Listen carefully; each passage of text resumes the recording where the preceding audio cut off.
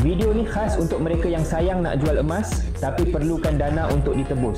Kemudian, tengok video ni sampai habis sebab saya nak kongsikan cara untuk pajak gadai emas dalam simpanan Gap dengan Ar-Rahnu Koperasi Dagang Emas KDE. Tuan boleh buat pinjaman sehingga 70% daripada nilai marhum, upah simpan 1% setiap bulan dan tempoh pinjaman maksimum 8 bulan. Yang menariknya, gadaian minimum hanya 1 gram sahaja dan duit akan dikreditkan ke akaun bank dalam 2 hingga 3 hari bekerja.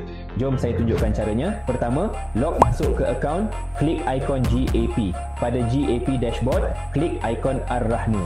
Masukkan gram emas yang ingin dipajak di transfer quantity, select bank dan masukkan maklumat bank serta nombor IC.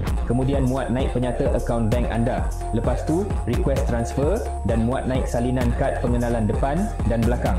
Request TAC dan klik request transfer.